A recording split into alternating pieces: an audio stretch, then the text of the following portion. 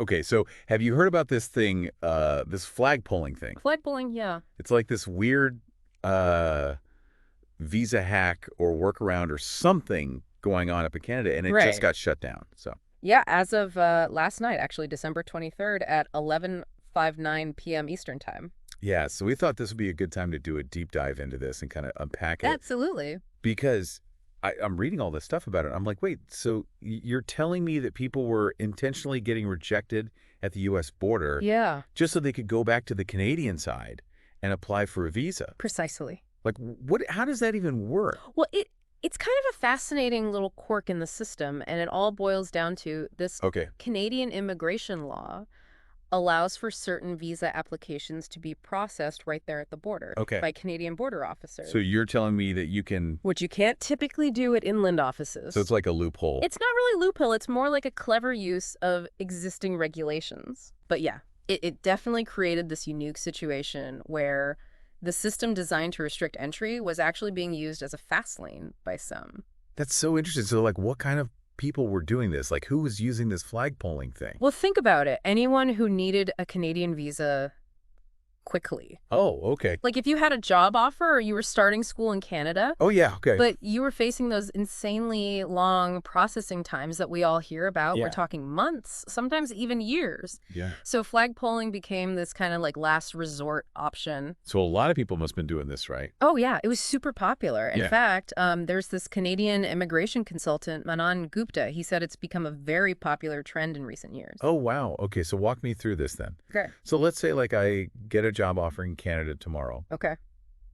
and I need a visa ASAP. Like how do I flagpole? All right, so first, you hop in your car and drive down to the U.S. border. And you tell the U.S. border officials that you have no intention of entering the United States. You just want to turn around. Really? Yeah. And they're okay with that. Well, they usually deny you entry. So you get rejected on purpose. Yeah.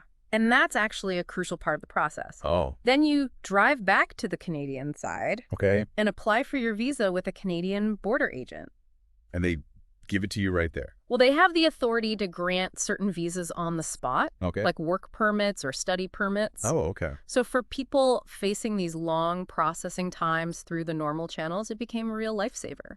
It's kind of brilliant when you think about it, Yeah. but obviously not without its downsides, right? Oh, yeah. It created a whole bunch of problems for both Canada and the U.S. Okay. Like for Canada, imagine you're the CBSA, the Canada Border Services Agency. Yeah. They're dealing with this constant stream of people intentionally getting rejected, Right.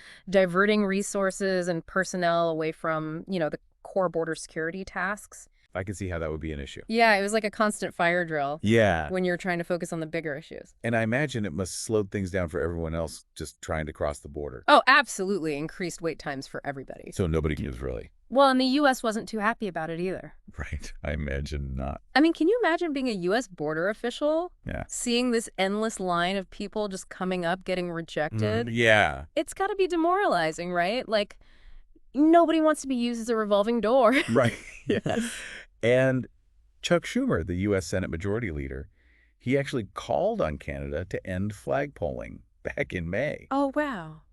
He said it was an irritant, and he was right. It was disrupting the flow of traffic and trade Right. and causing all this friction between the two countries. So it sounds like they had to shut it down like it was just a matter of time. Yeah, pretty much. But what happens now, right? Like, people still need these visas. Well, that's the big question, isn't it? This whole flagpoling thing really exposed the underlying problem. Yeah. The inefficiencies and the crazy long processing times in Canada's immigration system. Yeah, you could argue that flagpoling was almost like exploiting a flaw in the system, right? Absolutely. It really highlighted a point of tension. So now that it's gone, what's going to happen? Will they fix the system? Well, that's what we need to see, right? Yeah. Will they invest in more online applications or set up dedicated processing hubs or even work with other countries to streamline the process? A good question. Or will we just see the problem shift somewhere else? Yeah. With people finding even more creative solutions? I mean, who knows? Maybe we'll see like a rise in reverse flagpoling. Reverse flagpoling. Yeah, like people try to enter Canada from Mexico or something Oh, wow. and then apply for their visa when they get turned back at the U.S. border. Oh, that's interesting. It's kind of the same thing, just from a different direction, right? Yeah, it really makes you think, if you were in that situation, what would you do? Would you patiently wait for months on end, or would you start brainstorming alternative solutions? Yeah. Maybe this will be the push Canada needs to modernize their immigration system Yeah. and catch up with the times, right? It's definitely a fascinating situation, and I think the end of flagpoling is like closing a chapter in a much bigger story. Absolutely. The story about the tension between efficiency and bureaucracy and the lengths people will go to when they're stuck in the middle. Yeah. So, yeah, it'll be really interesting to see what happens next. Definitely keep an eye on it. Yeah, and for all of you out there listening, if you're planning on heading up north anytime soon, Yeah. you might want to do your research and come up with a plan B just in case, For sure. because the days of easy visa shortcuts might just be over. We'll have to wait and see. All right, thanks for joining us for this deep dive into flagpoling. It's been a pleasure. We'll be back next week with another fascinating topic. See you then.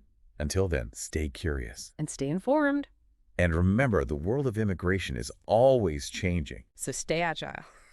We'll see you next time.